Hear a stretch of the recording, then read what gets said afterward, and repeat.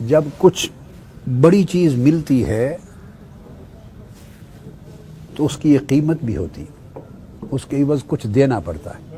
یعنی آپ جب کچھ بڑی چیز لیتے ہیں تو لینے کے لیے کچھ دیتے بھی ہیں. ایسا نہیں ہوتا کہ یک طرفہ ہی سودا ہو، صرف لیں اور دیں نہیں. جتنا دیں گے، دوسرا پوائنٹ، جتنا دیں گے اتنا سودا بہتر ملے گا.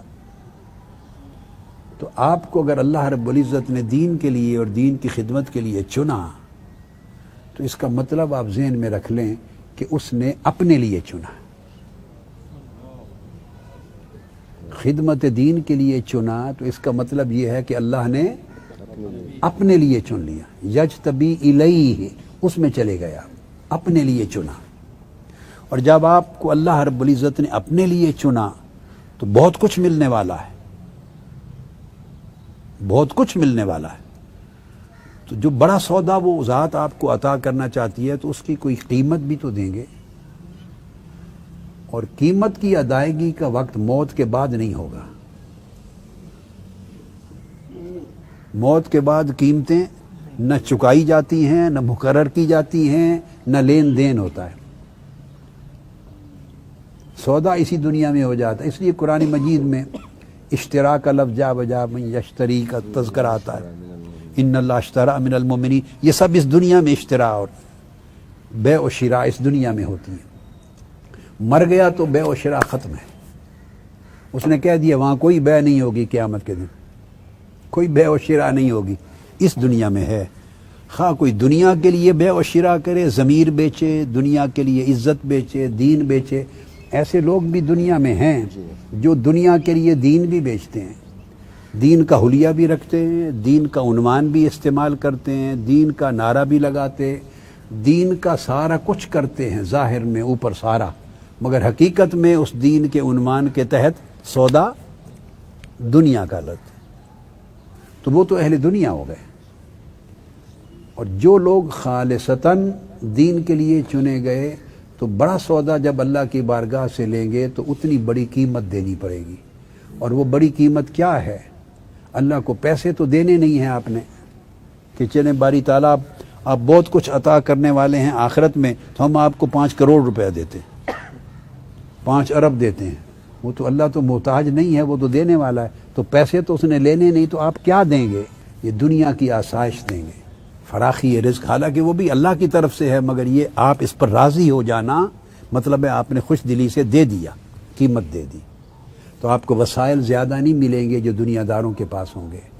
کھانا اتنا اچھا نہیں ملے گا، رہنا اتنا اچھا نہیں ملے گا، پہناوا اچھا نہیں ملے گا، دنیاوی طاقت، عزت، ساز و سامان اتنا اچھا نہیں ملے گا. فقیری ملے گی، تنگ دستی ملے گی، مشکلات ملیں گی. یہ جو کچھ زندگی میں ملتا ہے آپ اس کو دل و جان میں بٹھا لیں اور جما لیں کہ یہ اس مولا کی رضا اور اس کے قرب اور اس کے دیدار کے لیے جو بڑا سودا کر لیا ہے اور اس نے چن لیا ہے، یہ اس کی حسب توفیق قیمت دیے جا رہے ہیں.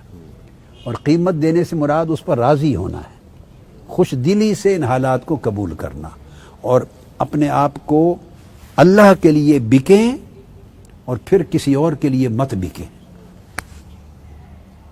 ایک بار اللہ کے لیے بک جائیں اور خوش دلی سے یہ سودا قبول کر لیں، پھر ایسے ہو جائیں گے کہ آپ کو دنیا میں کوئی خرید نہیں سکے گا. تو ایک تو دلوں کے اندر اس سے قناعت پیدا ہوگی، توکل کے ساتھ اللہ کے ساتھ یہ جو محبت کا تعلق ہے اللہ کے دین کے ساتھ. اور ان چیزوں سے میں آپ کو یہ بھی عرض کر دوں، دوسرا نقطہ ہے نصیحت کا، ایک طرف آسائش ہو، ایک طرف تکلیف ہو. آسائش سے کنارہ کشی کرنا، آسائش کی طرف آپ رغبت نہ ہو، آسائش آپ کو کھینچے نہیں، اور عدم دستیابی پر آسائش دستیاب نہیں ہو رہی اس پر پریشانی نہ ہو، اور مشکلات اور تنگ دستیوں پر دل میں تنگی اور بوجھ نہ ہو. ایسا طبیعت کو اس طرح بھی تو کرنا ہے نا. تو کیسے کریں گے؟ میں نے دنیا میں کوئی چیز ایسی اپنی زندگی میں نہیں دیکھی اس ایک چیز کے سوا جو ابھی کہنے لگا ہوں. جو اس مرحلے میں آپ کے لیے کام آسان کر دے کہ ادھر آسائشیں ہیں، راحتیں ہیں، عزتیں ہیں، مال ہے، دولت ہے، اور اس کے فوائد اور ثمرات ہیں آپ کے لیے، اولاد کے لیے، فیملی کے لیے، اور دوسری طرف تنگ دستی ہے، پریشانی ہے، دنیا کی عزت میں ظاہری کمی ہے، وسائل میں کمی ہے، مشکلات ہیں۔